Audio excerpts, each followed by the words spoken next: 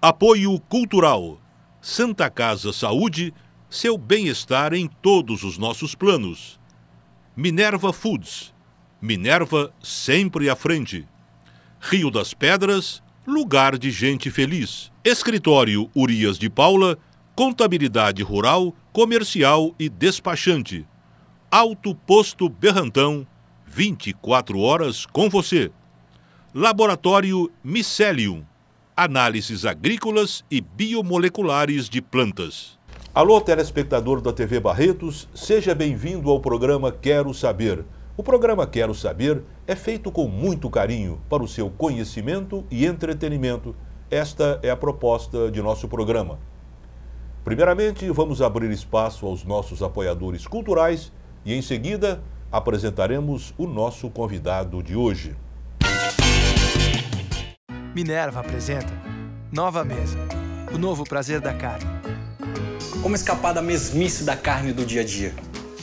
Como ter mais intimidade com essa velha amiga, a carne bovina, que parece não evoluir quase nada enquanto tudo no mundo muda tanto de uma forma tão veloz. Por isso que eu tô aqui, para apresentar a Nova Mesa. Uma linha de carnes totalmente inovadora, inspirada em você e nos dilemas do seu dia a dia. A Nova Mesa traz para você muitas novidades. São cortes diferenciados e que vêm em embalagens modernas, higiênicas e muito especiais, pois trazem dicas e informações sobre cortes, cozimentos, conservação, além de receitas exclusivas, é claro. E a gente só pensou nisso porque você também pensou. E para você ficar ainda mais por dentro das inovações da Nova Mesa, vamos entrar na internet com uma série surpreendente. Acesse o site e aprenda receitas deliciosas. Receba as informações úteis e práticas e inaugure com a gente uma nova era na forma de preparar carne. A era da carne com ideia.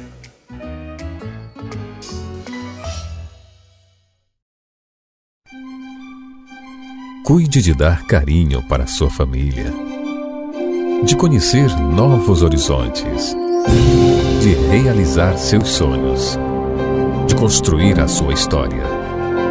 Que da sua saúde e de sua família, nós cuidamos. Grupo Santa Casa Saúde, o único com hospital próprio em Barretos e região. Seu bem-estar em todos os nossos planos. Rio das Pedras Country Club, lugar de gente feliz.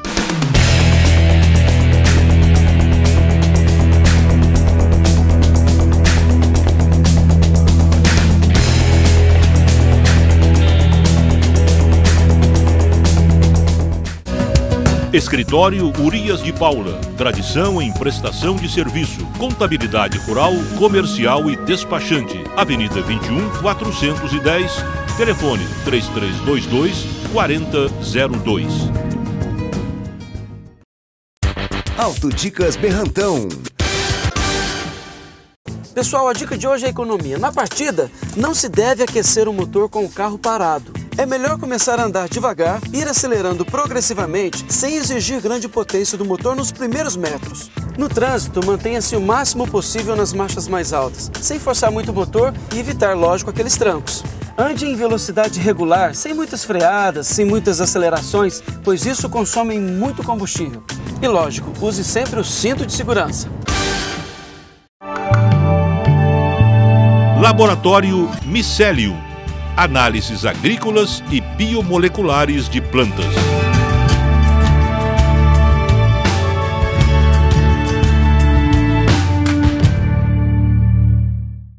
Hoje temos o prazer de apresentar no programa Quero Saber o novo comandante da Polícia Militar em Barretos, do 13º, do 30º, eu tenho uma mania de falar 13º, 33º Batalhão da Polícia Militar do Interior, o comandante Marcos Antônio Marcondes de Carvalho, mais conhecido como Coronel Marcondes. Prazer muito grande recebê-lo no programa, Marcondes. Muito prazer, doutor. Meus cumprimentos aos telespectadores. É um prazer estar aqui e é uma honra também estar assumindo o comando do 33º Batalhão da Polícia Militar. E, de repente, vamos passar também cenas da sua posse, né, como comandante. A TV Barretos esteve lá e filmou toda a sua posse. Perfeito. E estaremos mostrando ao longo do programa flashes instantâneos da posse como comandante do 33º Batalhão da Polícia Militar do Interior. Comandante Marcondes, muita gente o conhece, muita gente não conhece, sabe que apenas existe alguém comandando a Polícia Militar. Mas nós queremos mostrá-lo hoje para o telespectador, mostrar a sua vida, mostrar o seu trabalho até chegar na cidade de Barretos. E me parece que o senhor gosta muito de Barretos e pretende, depois de aposentar, né? Essa é uma pergunta que vamos fazer para frente, até morar em Barretos. O senhor que é de Campos do Jordão, uma cidade fria, de repente veio para Barretos e gosta mais do calor do que do frio. Comandante Marcondes, o senhor nasceu onde? Campos do Jordão mesmo? Eu sou natural de Campos do Jordão. E na minha época, na academia ainda se cursava o ensino médio com matrícula automática no curso superior, né, no CFO. Então eu entrei na polícia aos 16 anos de idade. Espera um pouquinho, nós vamos chegar na polícia ainda. Fez o primário lá em Campos do Jordão. Exato, é que eu tive tão pouco tempo de infância, porque logo já entrou na polícia? Terminado o ginásio, um pouco mais, eu já ingressei no Barro Branco, aos 16 anos. Ué, é que nem o senhor falou, dava oportunidade naquela época? Perfeitamente. Na minha época, na minha turma, tenho colegas que ingressaram na polícia aos 14 anos de idade. Ué, eu não sabia disso. Isso foi alterado posteriormente. Ah, né? Foi alterado, né? Nessa época, havia o curso preparatório de formação de oficiais que fazia toda a grade do ensino médio em 2 anos. E depois, mais 3 anos do curso de formação de oficiais, que era o curso superior, para se formar aspirante oficial. Então, o senhor entrou com 16 anos no Barro Branco. Exatamente. Que maravilha, hein? Exato. É por isso que vai aposentar cedo, ainda está jovem como comandante. Graças a Deus. Foi uma carreira rápida, meteórica e de bastante sucesso, pelo que nós temos conhecimento. No Barro Branco, o senhor saiu com quantos anos de lá? Eu me formei aspirante oficial com 21 anos de idade. 21 anos? Exato. E depois? Depois eu trabalhei na área do CP-Choque, né, na área de São Paulo. CP-Choque, o que é? O CP-Choque compreende os batalhões de choque de São Paulo, Rota, Cavalaria, o GAT, o batalhão de choque que faz policiamento em praças esportivas. Com 21 anos o senhor estava no CP-Choque? Estava no CP-Choque e na época eu servi no Regimento de Cavalaria 9 de Julho. Sei. Posteriormente, por questões até familiares, eu fui para o interior, né, no 5º Batalhão, cuja sede é em Taubaté. E trabalhei... um pouquinho, vamos voltar para São Paulo. Em São Paulo, participou de alguma ação mais quente, mais violenta? Me conta algumas passagens de São Paulo. São Paulo, infelizmente... São Paulo é uma terra pesada, né? Mesmo naquela época, em 87, 88, 89, havia algumas situações mais graves, né? Eu me lembro... Tipo assim? Avenida Paulista, manifestações...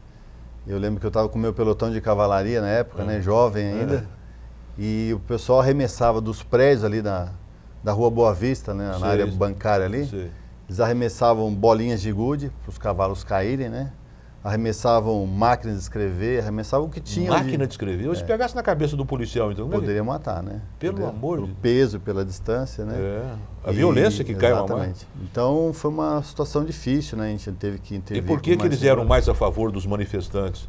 Eu não me recordo muito tempo, mas eram manifestações que naquela época...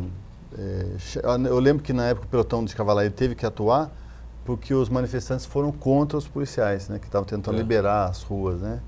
E aí o pelotão teve que agir, que era o último recurso na época na estratégia de choque, a cavalaria é o último recurso. Então, o último recurso? Era o último recurso. Então, na frente do cavalo, ninguém vai parar na frente. Ninguém para, né? Então, essa foi uma passagem, teve reintegração de terras, que nós tivemos também, fomos recebidos com violência, né? Algumas pessoas armadas, arremesso e eram as situações mais difíceis. E depois... Tráfico, assim? A cavalaria entrava também? Também, porque com a mudança de um comandante que esteve lá, ele começou a colocar os pelotões de cavalaria na periferia, para fazer o patrulhamento a cavalo na periferia, e os oficiais iam com as viaturas para dar apoio. Então, até chegar na periferia, vocês iam de caminhões com os cavalos? São os bigs, que são chamados de bigs, então são conduzidas as patrulhas até determinado ponto, lá são desembarcados, e as patrulhas fazem o policiamento no bairro, nas comunidades, né? E os oficiais apoiavam com as viaturas. Então, se pegava vários tipos de ocorrência, tráfico, roubo, faziam fiscalizações. o cotidiano dos policiais, né, no dia a dia, né? Fiscalização, abordagens. Por que a polícia militar não consegue coibir melhor ainda? Evidentemente que falta contingente, tem muito contingente, mas acaba faltando. São Paulo é uma metrópole grandiosíssima, né? Não dá para... Por que não dá conta disso tudo? Será que é falta de policial? Ou o que é? Como é que é o esquema? Doutor, eu vejo uma situação muito simples até. A segurança pública não é só polícia militar. A polícia militar é um elo, né? Integrante do esquema de segurança. Então, segurança pública é Ministério Público, Poder Judiciário, Poder Executivo, né? Polícia Militar, Polícia Civil. Né? E a sociedade também, né, tem responsabilidade sobre segurança. Não pode deixar casa aberta, não pode deixar carro aberto. Então, muita gente acha, não, tem polícia, eu fico à vontade. Não é assim, segurança né? É responsabilidade de todos. É de todos, exatamente. É de todos. Né? Então, o senhor falou, vamos na primeira pergunta que o senhor fez. Então, o que acontece hoje, que não é uma sensação de insegurança, mas é uma sensação de impunidade. Impunidade, o pior é a impunidade. Né? Então, o senhor vê hoje, no nosso sistema penal, nosso sistema processual, um indivíduo para ficar preso hoje, quantos crimes ele tem cometido? É verdade. Né? Constantemente. É uma facilidade para ser. A gente não está culpando polícia, não está culpando promotor, não está culpando juiz por isso. É a legislação, né? Exatamente. Eu acho que a culpa é do Congresso Nacional. Eles é que têm que modificar as leis. Nós temos que talvez rever algumas situações e evoluir, porque o nosso código é de 1940. Principalmente na execução, né? Na execução. A lei de execuções penais. Então nós temos que verificar o que está acontecendo, porque, bom, dizem que o inteligente aprende com os próprios erros, né? Isso. E os sábios com os erros dos outros, não é isso? E nós temos outros países que passaram por problemas que talvez nós já estamos passando no momento. Será que não é o momento da gente observar o que foi feito?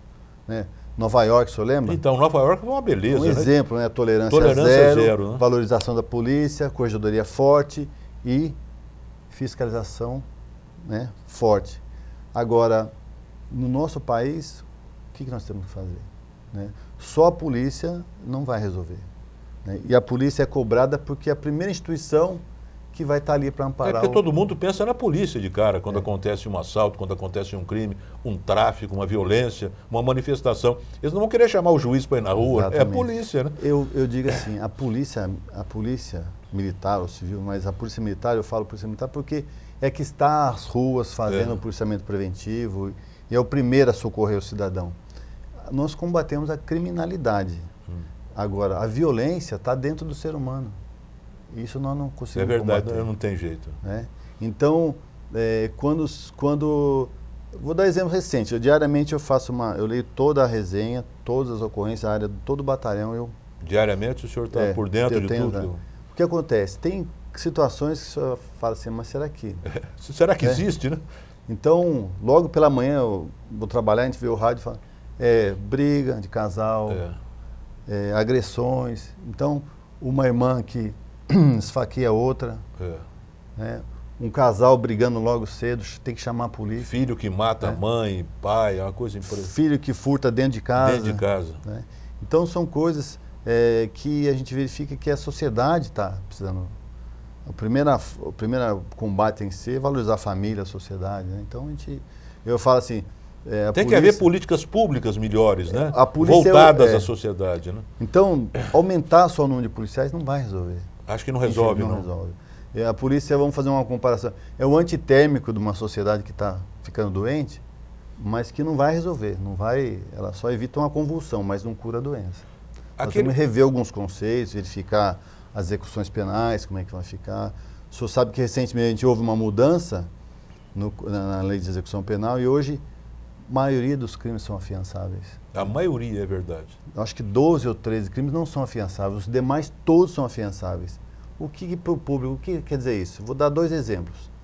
Se nós pegamos um furtador, né, o famoso ladrão, que entra numa residência e não praticou violência, então é o furto, se ele for preso em flagrante, ele sai. Tranquilo, né? Tranquilamente. Se for um furto qualificado, o juiz vai ter que julgar e em 24 horas ele vai ser posto em liberdade. Um roubo também, né? Um roubo já é inafiançável, mas se for um porte ilegal de arma, o sujeito está com uma arma, aí o policiamento vai, identifica, aborda e vê que ele está com uma arma. Vai ser conduzido para a delegacia. Muito provavelmente, se ele já tem então um histórico criminal, ele ia praticar um roubo, ou ia praticar um homicídio. Esse sujeito, ele paga uma fiança, ele é posto em liberdade. É verdade. Mas vamos continuar com esse assunto no próximo bloco, me permita, comandante Marcondes. Vamos a um pequeno intervalo para os nossos apoiadores culturais. Voltamos já já.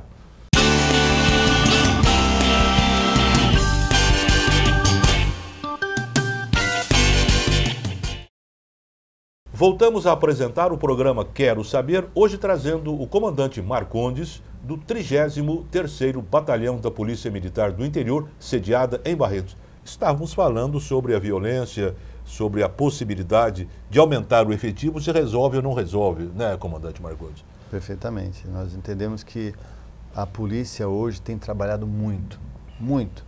Ela está no seu limite, mas esse trabalho precisa ter uma continuidade, né? Então, eu até não tenho de cabeça, mas eu trouxe aqui para o nosso telespectador ter uma noção.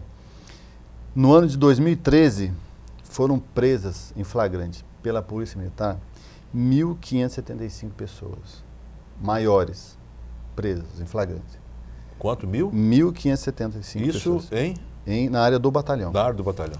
Na cidade de Barretos, 575. Menores apreendidos foram mais 1.341.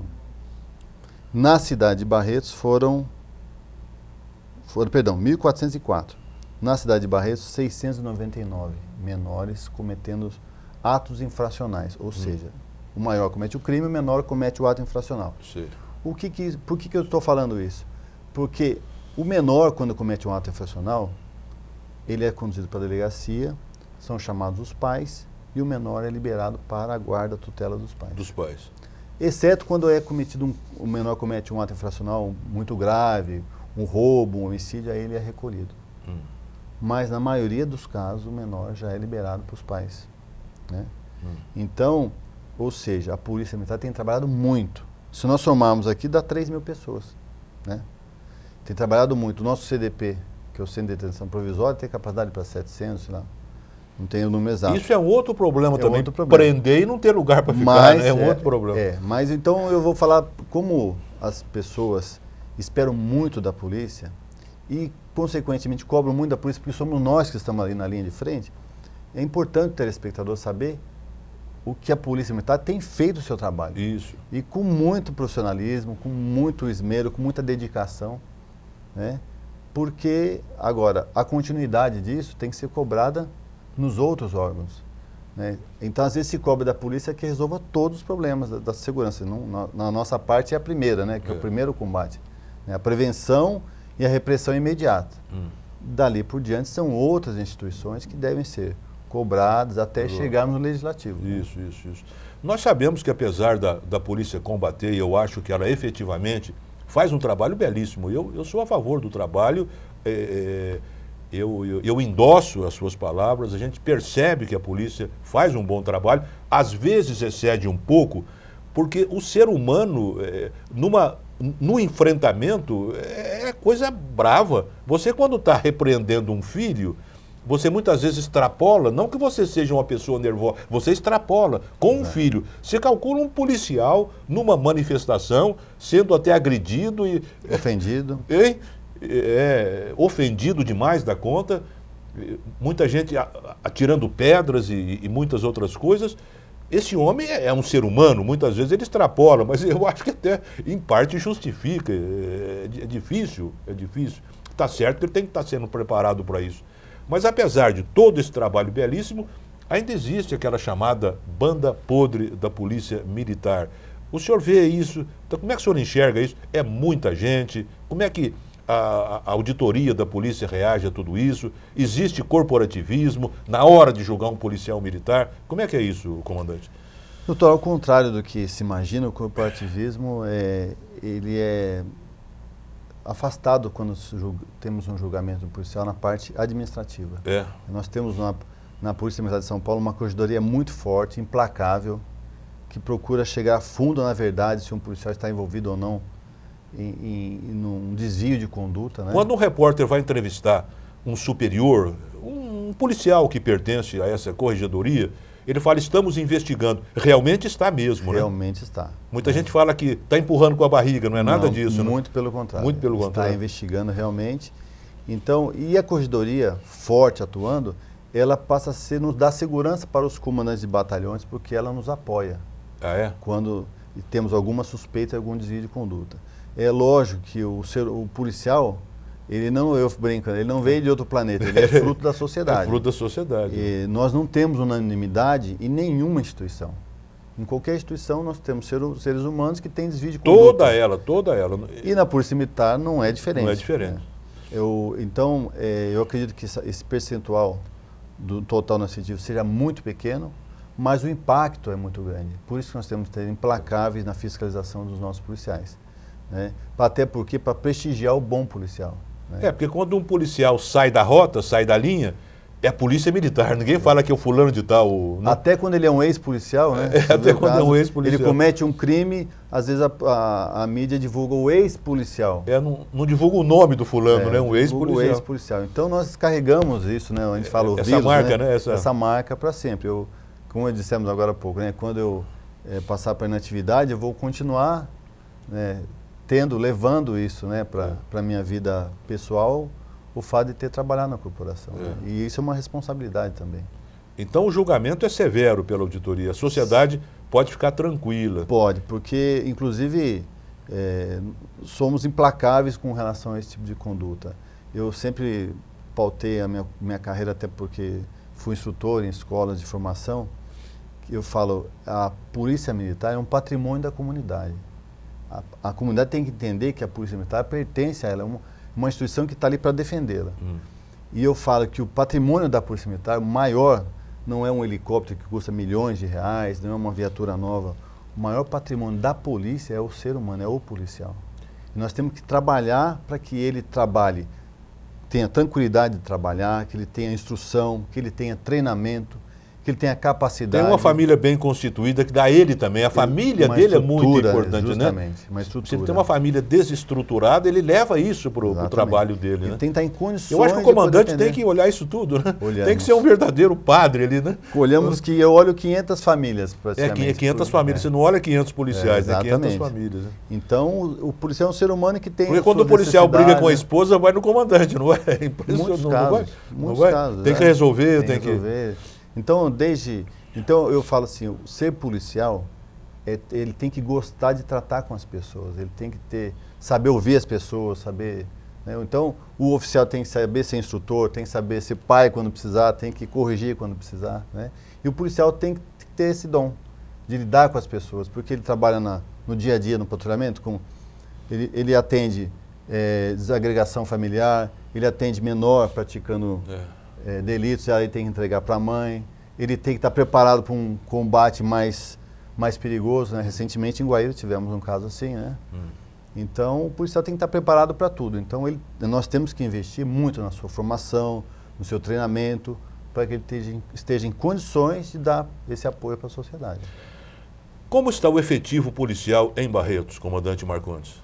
Olha, nós temos assim alguns claros, como em todo o estado, né? E o Estado, o governo, tem procurado já há alguns anos manter ou preencher esses claros. Nós temos foram centralizadas a formação dos policiais em São Paulo, então esses policiais são formados em São Paulo e são redistribuídos na capital e nos batalhões do interior. Então nós trabalhamos com um limite, né, mas no planejamento estratégico da corporação, trabalhamos dentro do limite que nós temos também muitos afastamentos, né? No caso de Barretos, especificamente, é um batalhão muito bom. Sim, né? Sim. São policiais experientes, são policiais que... eu sou suspeito para dizer porque eu escolhi encerrar minha carreira nesse batalhão, comandando esse batalhão. Né? Que beleza. Foi uma opção pessoal voltar para cá. Mas nós temos um pequeno problema nisso tudo, né? Que eu falo de ser um policiais experientes e tudo mais. Que grandes policiais estão se aposentando. Então eu estou perdendo excelentes sargentos, perdendo entre aspas, né? Lógico. Perdendo para a comunidade. Perdendo para a comunidade excelentes sargentos que prestaram grandes serviços para Barretos e que agora vão passar na atividade merecida, que, né, cumprir o seu tempo aqui, mas policiais que fizeram um serviço excelente para Barretos. E para eu chegar a ter um policial desse novamente, demora anos para se formar um policial.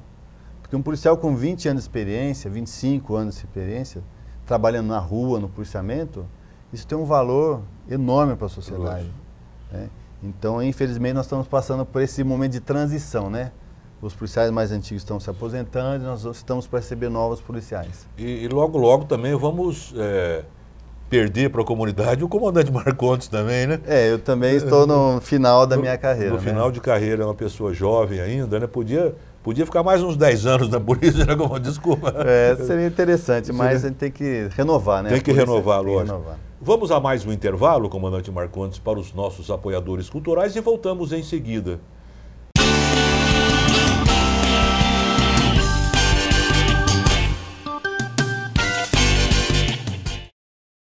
Voltamos a apresentar o programa Quero Saber, hoje trazendo o comandante Marcondes, do 33º Batalhão da Polícia Militar do Interior. Comandante Marcondes, na sua posse, que vamos ver flashes, vamos ver a nossa reportagem da TV Barretos lá, filmando a sua posse solene, a sua assunção ao cargo de comandante do 33º. O senhor disse que projetos, o mais importante na sua administração no batalhão, seria a valorização do policial e a sua integração à comunidade. Como esse processo, como o senhor está viabilizando esse processo de valorização? Como é que é o esquema disso?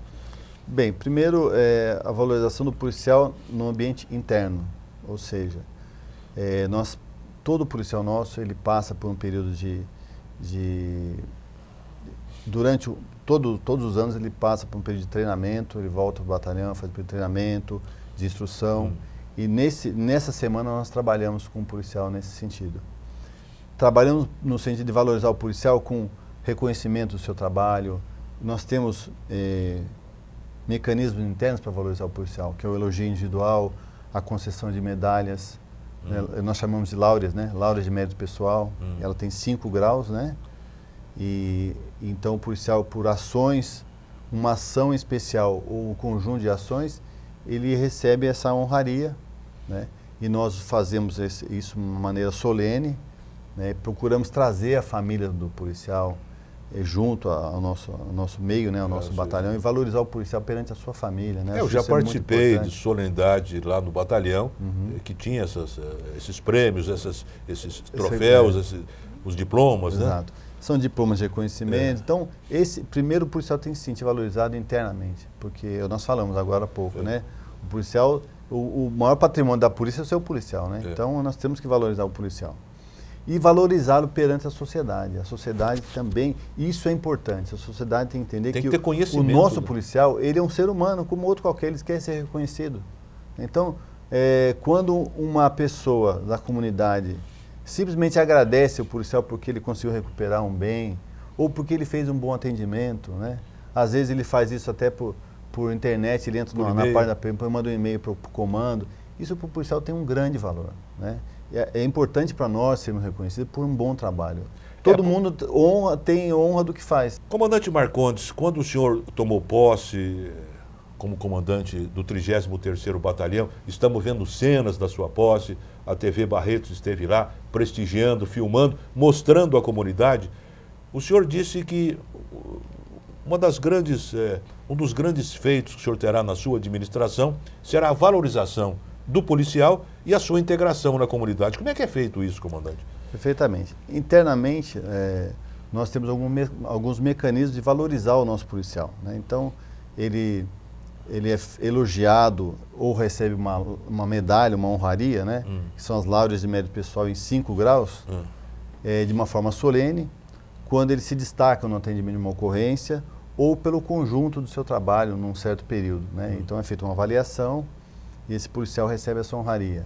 Ele recebe também elogios individuais que vão para os seus assentamentos, destacado entre seus colegas quando tem quando essa sua avaliação é superior à de outros colegas. E nós procuramos fazer isso também junto à família, né? Trazer a família do policial para dentro dos nossos quartéis para que eles também conheçam o trabalho e vejam, que o filho veja o pai sendo reconhecido no seu trabalho. Então, nós entendemos que isso é importante. E também junto à comunidade, porque nós entendemos que a comunidade, quando ela reconhece o trabalho do policial, isso eleva muito a autoestima do nosso policial e o motiva a trabalhar cada vez melhor. Eu acho que isso é importante, a motivação. Né? O policial tem que trabalhar, acima de tudo, motivado. Porque quando não reconhece é muito difícil também. Porque eu como penso, a Polícia Militar não está aí para ter reconhecimento, é obrigação dela trabalhar bem. Exato. Mas quando alguém reconhece, como é gostoso, né, comandante? Sem dúvida. Todo mundo é humano, né? Gosta do elogio. Exatamente. Então, como eu disse, isso ajuda e motiva o policial a trabalhar, né? Tipo assim, eu estou no caminho certo, eu tenho prazer de fazer o que eu faço, né? Porque o trabalho, a pessoa tem que oferir algum dinheiro, mas não é só isso, né? O trabalho tem que dar essa satisfação pessoal para o cidadão, né? O policial, de repente, não quer trocar um diploma por dinheiro, né? Exatamente. Ele quer o reconhecimento. E até para a sua carreira, muitas vezes, é importante para a sequência, para conseguir outros postos, né, comandante? Sem dúvida. E a polícia também, o senhor falou em outros postos, né?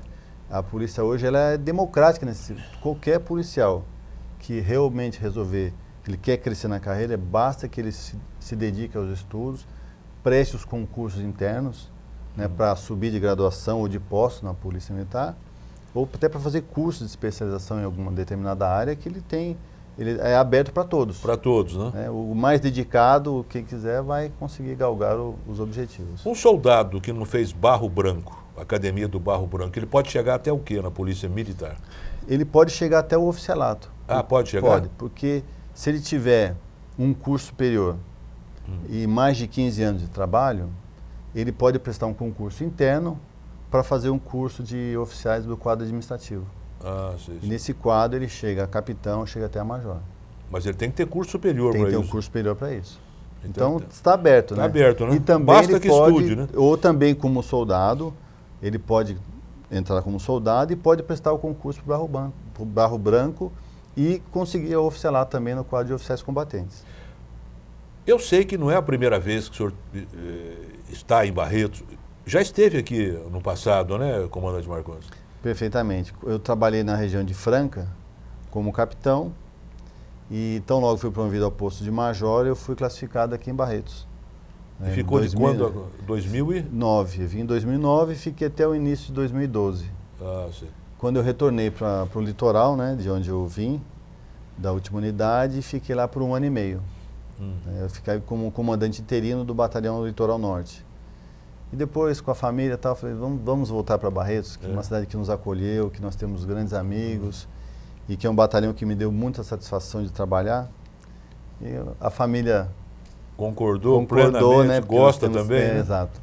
Bebeu água daqui, dificilmente sai, né, comandante? Então, as coisas conspiraram a favor, né, porque havia vaga na época de major, eu era major ainda, e o meu amigo e colega, o Coronel Zay, estava para se aposentar. Falei, olha, eu vou me aposentar, vai dar certo para você ser promovido e assumir o meu lugar. Então, assim aconteceu, né, da maneira como a gente planejou, deu tudo certo de voltar e assumir o comando do batalhão. Na última entrevista que eu fiz com o Coronel Zay aqui, ele já me falou da sua vinda para cá. Eu me aposento em dezembro, eu saio da polícia em dezembro e o comandante Marcondes, o Major Marcondes na época, né, ele vai assumir o comando do batalhão. O senhor conhece Barretos, então? Conhece a criminalidade de Barretos? Quais são os crimes mais comuns aqui em Barretos? O crime mais comum em Barretos é o furto, né? Que é o que tem... Como deve ser em toda a cidade, né? Sem dúvida, em todo o estado, né? Todo o estado. É o crime mais comum e nós já vimos uma das causas, né? Que é o caso da pessoa comete o furto, é posto em liberdade e o furtador, dificilmente ele vai trabalhar ou tal se ele consegue o dinheiro em si de uma outra maneira, sem o trabalho, né? Infelizmente... Eu acho que a droga é o motivador maior dos furtos hoje, não é? Se não for total quase, né? De vários crimes, né, doutor? De vários, De vários crimes. O furto, o usuário começa furtando às vezes dentro de casa. Principalmente dentro de casa. Depois começa a furtar principalmente fora, né? aqueles usuários que moram com avós, né? Nossa Senhora. Levam tudo, levam a televisão para vender, leva tudo. Ou quando ele começa a dever, ele começa a praticar roubos, né? Até homicídios. Mais pesados, né? Então, nós entendemos que o mal... Latrocínio também começa. O mal da sociedade, infelizmente, é a droga. E como é que está sendo o tráfico de drogas, o envolvimento de drogas em Barretos? A polícia está combatendo bem, a polícia sabe, a inteligência da polícia está detectando os principais pontos? Como é que é o esquema? Vou me permitir consultar novamente só para o telespectador ter noção do nosso trabalho, né? Número de ocorrências com drogas. Em 2013, 686 ocorrências só em Barretos. Nós atendemos. Esse número inclui prisões por tráfico de entorpecente e também por porte de entorpecentes, que os números estão juntos. E na área do nosso batalhão, 1.460 ocorrências. Né? Então, a polícia atuou e prendeu. Né? Então, é um número que nós consideramos... Aqui tem grandes traficantes, comandante? Olha, recentemente tem uma grande apreensão aqui na região de Colina, né, o ano passado, e nós trabalhamos com o setor de inteligência para detectar alguns, mas aqui em Barretos, quando alguém começa a se destacar, o serviço de inteligência começa a atuar e nós estamos conseguindo fazer essas prisões. Sim. E como é o combate da polícia com respeito à tolerância zero dos motoristas que ainda tentam dirigir embriagados? Barretos, acontece muito disso, não? Ou na sua região? Não acredito que aqui seja um desses grandes problemas de Barretos. Apesar, né, as pessoas estão mais conscientes, porque eu digo, a imprensa, a mídia, ela tem um papel muito importante para a sociedade. Né? Então, quando a mídia, a imprensa, começa a divulgar, né, ela dita comportamentos. Né? Então, eu acredito que esse trabalho de alerta, de instrução, tem feito com que as pessoas evitem, né, de dirigir dessa maneira. Infelizmente, aqui, por haver muitos cruzamentos, nós temos muitos problemas de acidente de trânsito, principalmente envolvendo motocicletas, mas são os cruzamentos que, às vezes, não são observados por alguns dos condutores e acabam acontecendo, né? Sim. Mas, infelizmente, isso aí é uma coisa que tem que ser pensada de uma outra forma, porque é mais a atenção do condutor e não é um caso assim de polícia em si, né? De polícia. Como é que está o tráfico ou as drogas em escolas? Tem muito aqui em Barretos? A polícia está dando atenção a isso? Como é que está? Sem dúvida. É importante o telespectador entender o seguinte, que para a polícia a informação é tudo. Então, quando a população confia no nosso trabalho e nos dá a informação, esse trabalho para nós muitos crimes são descobertos por informação. A grande maioria, né? Então, as pessoas, às vezes, muitos trabalhos aqui, por o policial ser próximo à comunidade, nós sempre falamos, falamos para o nosso policial, vocês têm que estar próximo à comunidade. Né? E as pessoas confiando nos policiais passam essas informações. Então, nas escolas, às vezes, os próprios professores, inspetores, observando alguma coisa, podem passar. Nós temos as viaturas de ronda escolar que fazem esse trabalho exclusivamente nas escolas. Né? Então, isso pode ser passado. Né? Pode ser passado para o nosso setor de inteligência, passado para os nossos policiais, que nós vamos atuar, com certeza. Eu peço licença ao comandante Marcondes para mais um intervalo para os nossos apoiadores culturais e voltamos em seguida.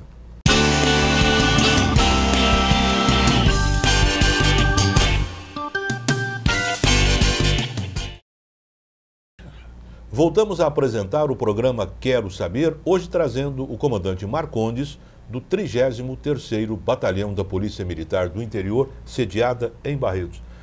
Então, o problema nas escolas, realmente, a polícia está dando uma atenção muito boa.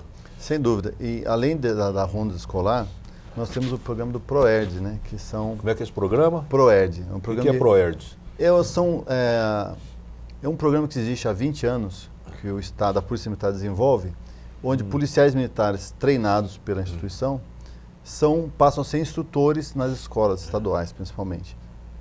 Onde, num determinado número de lições, eles ensinam uma maneira da criança a evitar o uso de drogas, evitar a violência nas escolas, brigas. Né? Então, através de palestras? Através de palestras e programas, né? Tem até um material didático a respeito disso. Chama-se Programa de Resistência às Drogas e Violência. E nós, agora em junho, teremos a formatura do PROERD, né? A TV Barretos está convidada a comparecer nesse evento, é muito bacana, onde todas as crianças que são formadas nesse programa tem lá a presença dos pais, eles fazem um juramento, né? E onde é feito Nós fazemos essa festa? Fazemos aqui na Unifeb, né? E no teatro ali. E nós temos, assim, formamos 500 crianças, 600 crianças. Que dia que vai ser, de julho? Vai ser em junho, não tenho a data agora de cabeça, mas vai ser em junho. E isso nós fazemos em todas as cidades, Bebedouro, aqui, Guaíra, né? Então o batalhão atua nessa área. E infelizmente nós não podemos mensurar, né? Não dá para a gente medir quantas crianças deixaram de usar droga por causa do PROED e quantas não temos como mensurar. Mas nós sabemos que isso, o retorno que os professores, os pais nos dão, tem sido muito bom. Então, por isso que esse programa já tem 20 anos no Estado, né? Então, é muito importante. Então, além de agir na ronda escolar, nós procuramos fazer algo a mais, né? Que é também atuar nessa faixa etária, né? No sentido de prevenir, de orientar as crianças, com a presença de um policial fardado na sala de aula, interagindo com as crianças, se mostrando amigo das crianças, porque a criança tem que aprender desde pequena que o policial é seu aliado, é um amigo, é um protetor. É um protetor. É isso que nós queremos. Infelizmente, nós fazemos ações de fiscalização e nem sempre o ser humano quer ser fiscalizado. Mas ele tem que entender que quando fiscalizamos um veículo, quando abordamos alguém, nós estamos prevenindo que essa pessoa, né? Nós estamos prevenindo a sociedade de ser atacada por algum criminoso, nós estamos fiscalizando, né? Então acho que é importante a comunidade ter essa visão, nós estamos fiscalizando para proteger, né? É sempre importante que a sociedade veja isso, né? Que muitas vezes quando há uma fiscalização é em benefício de toda a comunidade. Exatamente. Você pega quantos criminosos aí que têm mandados de prisão nessas fiscalizações de rotina que acontece. E também, de repente, um carro está aí lotado de drogas, né? Exato. Essa droga iria ser distribuída para a sociedade de uma maneira geral. Exato. Comandante, vamos falar um pouquinho desses golpes que acontecem na cidade, tipo saidinha de banco. Dá uma explicação dos tipos de golpes que o senhor conhece, alertando as pessoas sobre isso. Quais são os golpes mais trabalhados aí na cidade? Tem um que com violência, que a violência não precisa ser exatamente uma agressão, um tiro, mas a ameaça né, de soltar armada, que já é uma violência. Né? Então, mesmo com arma de brinquedo é uma violência. É uma violência. Ou seja, nós temos os empresários têm que ter em mente que as rotinas é o maior problema. Né? Então, a pessoa sai com uma lote da empresa e vai lá com, às vezes, 10, 20 mil reais nessa rotina. Né? Infelizmente, essas empresas podem ser observadas, né? E a pessoa saca um dinheiro no banco, uma quantia grande, alguém está olhando lá dentro e passa para o colega lá fora. Né? Então tem que ter muito cuidado quando sai de banco. Exatamente, né? Cuidado, evitar rotinas, evitar saque de grandes quantias de dinheiro. Né? Esse no caso, o assalto, né? Na saída de banco. Mas tem também alguns golpistas, né? O estelionato, né? Que quer vender bilhete premiado, que quer... E às vezes eles vão em cima de pessoas mais humildes ou pessoas de maior idade, né? Então, é engraçado, esse golpe de bilhete premiado que a imprensa está sempre divulgando, jornais, televisão, rádio, ainda acontece, né? Impressionante. É a ganância das pessoas em ganhar mais, às vezes, né? E tem um que, infelizmente, acontece, que a pessoa recebe uma chamada, fala, olha, eu estou com o seu filho refém, se você não depositar uma quantia na conta lá no... esse golpe do sequestro por telefone. Sequestro por telefone. Então, não se apavore, procure saber se a pessoa que está dizendo que está sequestrada onde está, porque a maioria das vezes isso é um golpe e, infelizmente, muitas pessoas ainda caem nesse golpe. Por mais divulgado que tenha sido... certa ocasião, até um investigador de polícia acabou caindo nesse golpe do telefone, porque eles falam bem demais, parece que eles escolhem a dedo aqueles criminosos, geralmente dentro de prisão, né?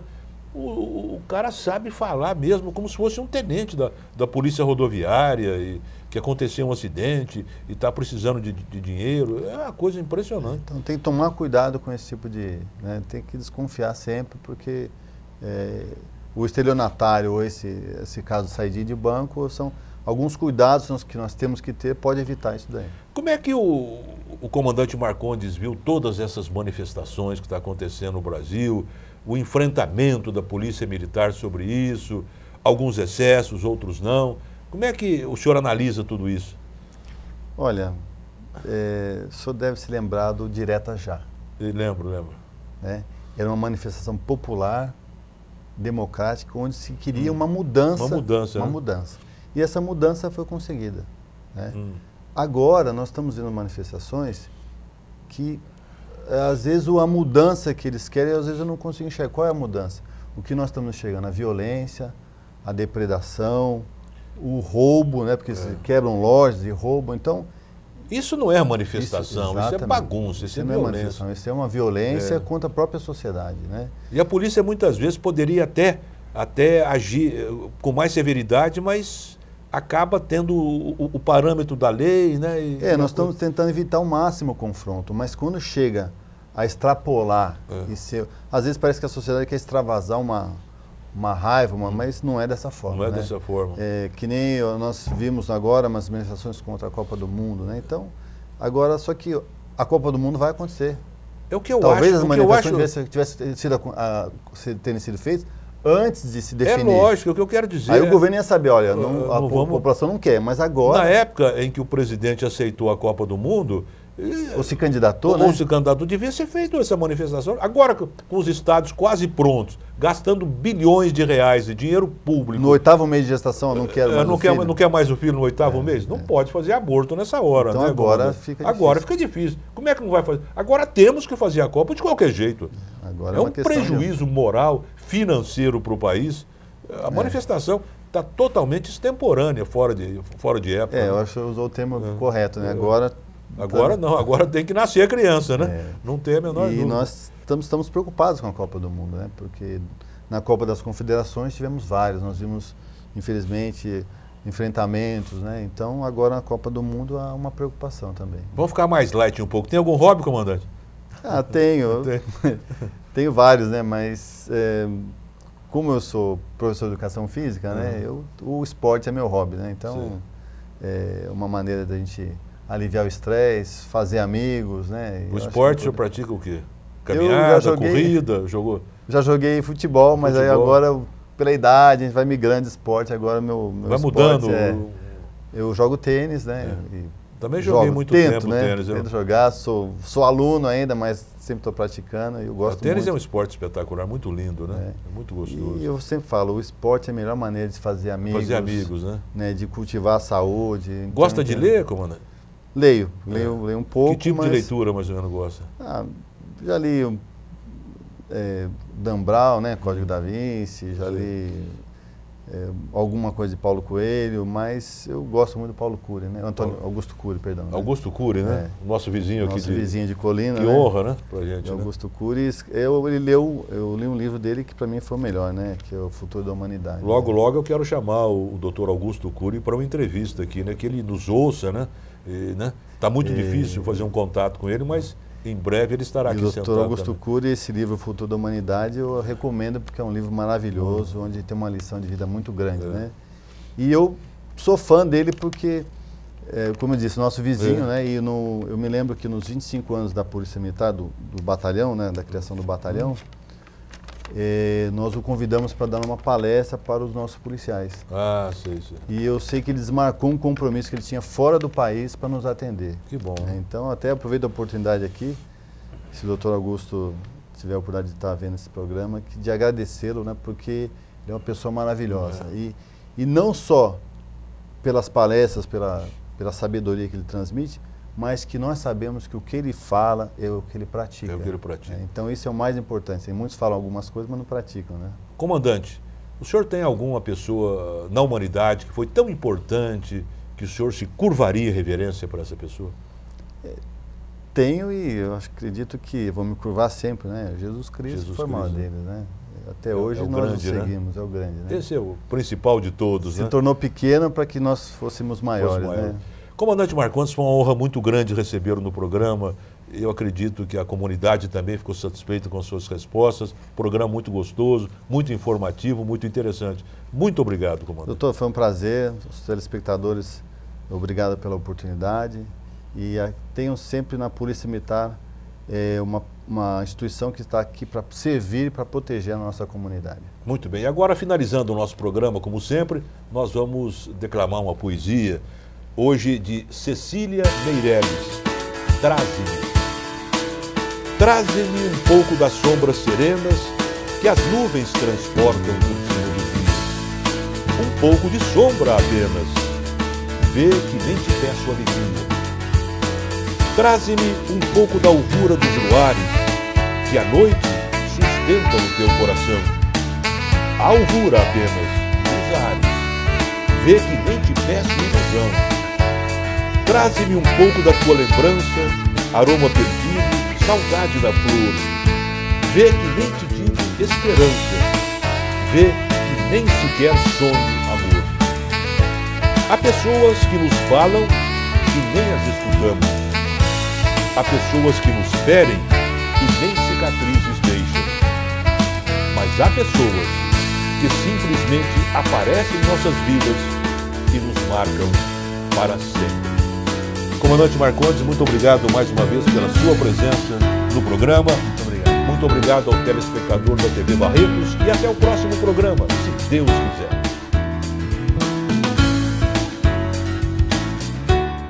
Apoio Cultural. Santa Casa Saúde, seu bem-estar em todos os nossos planos. Minerva Foods. Minerva sempre à frente.